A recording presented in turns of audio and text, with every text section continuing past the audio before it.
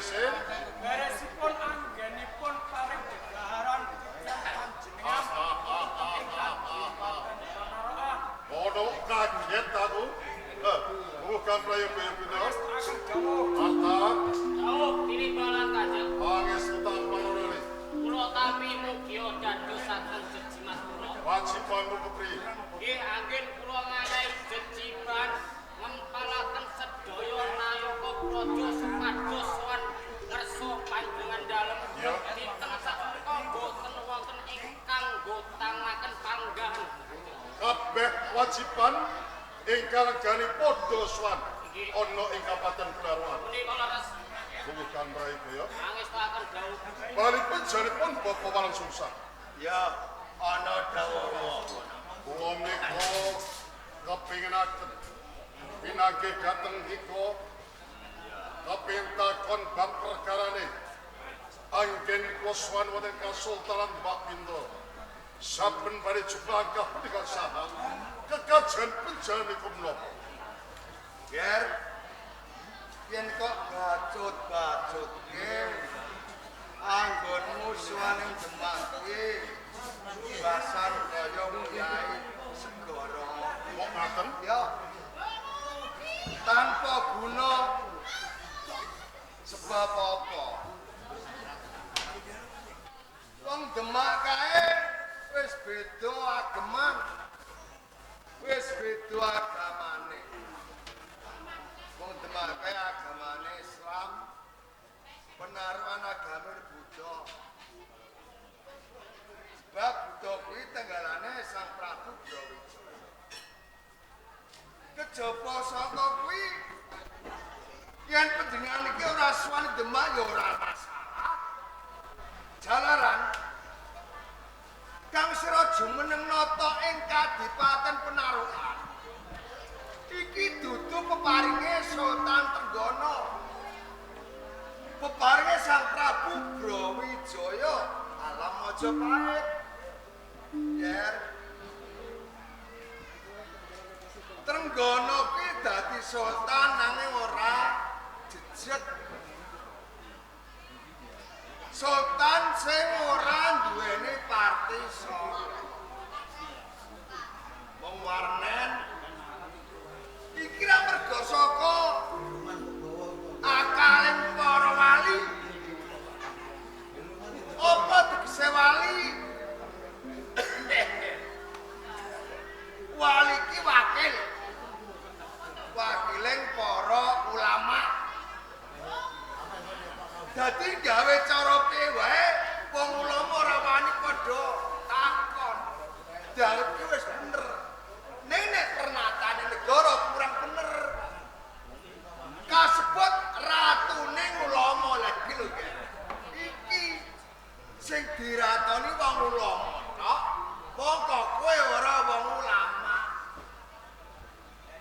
Sabame ana ing iki Mahara. Wihara ya. Wihara. Dadi ngene nggih. Nek pancen Kang Sira kuwi daratur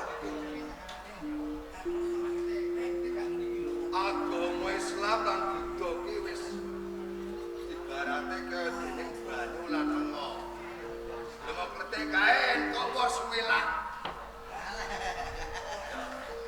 Watene ora padha ganggu siji lan sijine. Padha genti-genten masinamatan ajen kinajen. Sebab wong urip iki dununge masinamadan. Rasa pangrasa. Rasa kamanusan. Yen urip ora ndek rasa kamanusan aja urip. Kalau mati tak ono aja. Saiki ger butuh kari sak glintir. Mapane ning Penaruhan, ayo. Budayane Sang Prabu Brawijaya. Do diuri-uri. Ya. Nadyan mung sithik. Watur kudu kukuh. Ya. Ing kono ya entuk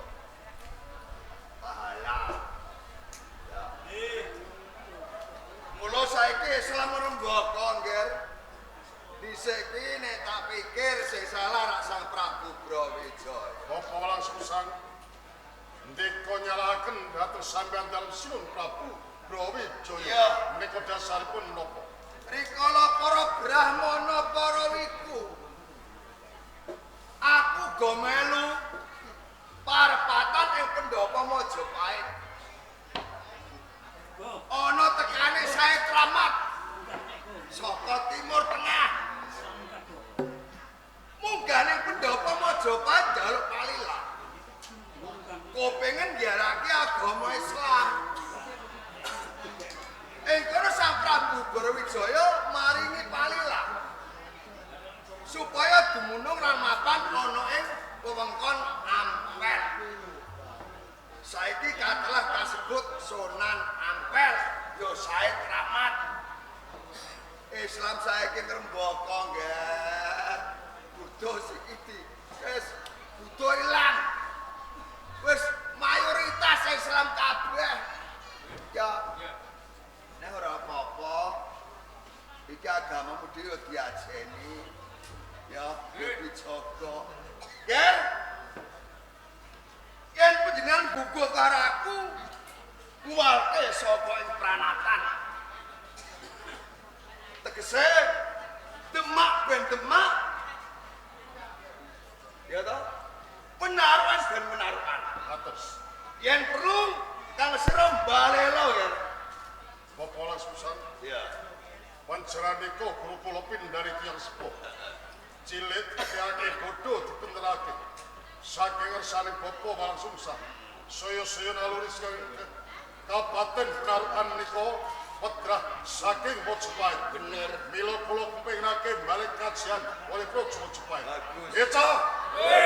Ini dina iki dibatu kalau. Mana oleh Demak Pintu.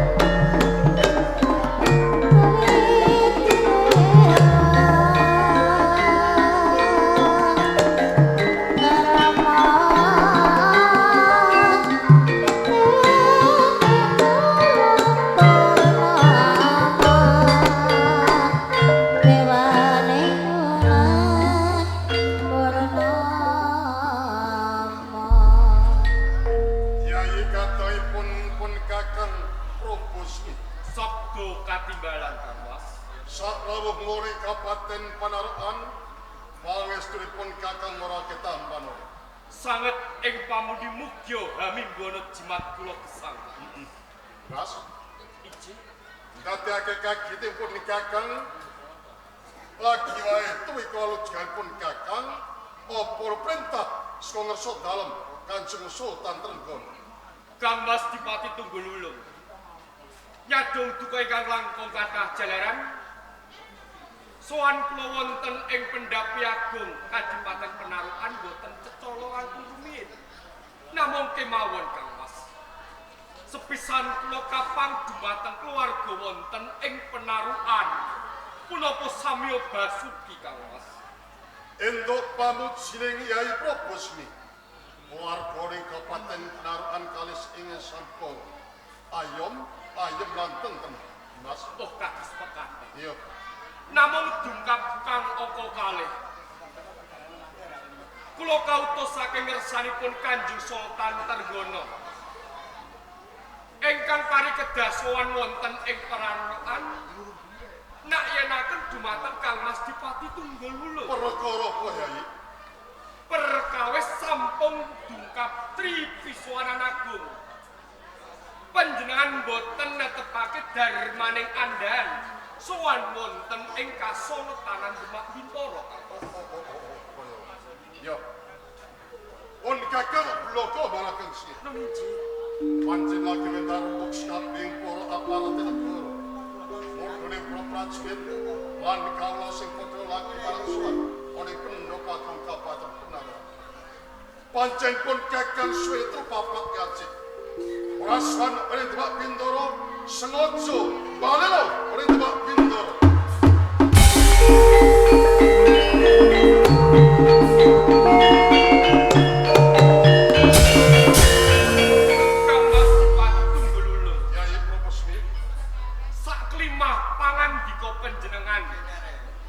Panjenengan balelo wonten ing Kasultanan Demak Bintoro.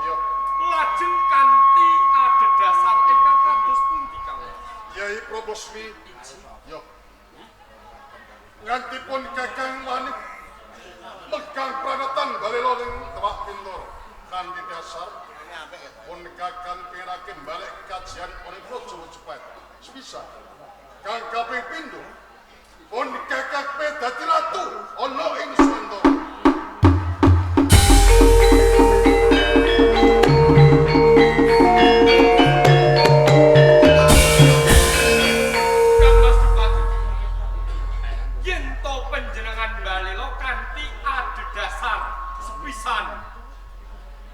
Panjenengan badhe mangsulaken kejayaan wonten ing negari Majapahit. Kula ibarataken pindhane ngenteni bubuling Sang Bagaskara ing Wancilatri. Jalaran punapa Kangmas? Monggo to aturane mun. Yen to wedal sapunika negari Majapahit sampun brubuh. Sak brubuhipun negari Majapahit pranatan tunggal dumunung wonten ing Kasultanan Demak Bintoro ingkang angka kalih Kangmas. Yen to panjenengan badhe kepengin dados ratu-ratune wonten ing tanah Jawi, kula ibarataken pindhaning timun ingkang musuh duren Kangmas. Timunipun mapan wonten ing Kadipaten Penarukan, durenipun mapan wonten ing Kasultanan Demak Bintoro Kangmas. Yai Probosmi, nek ngono kuwi ngremehake marapun kakang. Najan kowe pembake timun musuh duren. Yo. Nakoni. Nek kabeh tepi. Pancawil pun kakang kalau ora kelakon. Muli kepenak dadi ratu oleh Nuswandara. Babasan ingkang irah paribasan Pak lakon. Najan ing mekorean prakatke bakal tau dalan Yai. Kang Mas Dipati. Yo. Yen sampun dados anteping manah panjenengan badhe balelo wonten ing Kasultanan Demak Bintoro punika kapribaden panjenengan. Nanging katurane mut yen to sowan kula wonten ing Penarukan, kula pikantuk purba mewah wasesa pindha salira Kanjeng Sultan Tergono.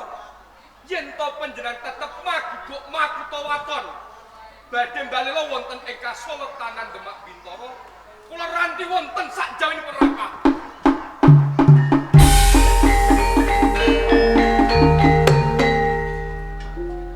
Mas, Kang Mas Dipati betul. Kabeh wis protokol sumpah putus. Yen aku ora kesel suarake. Oleh Kasultanan Demak Bintoro. Maka bilang. Ora perintah. Supaya kalbis kabeh prajurit. Dereno. Malake prajurit Demak Bintoro.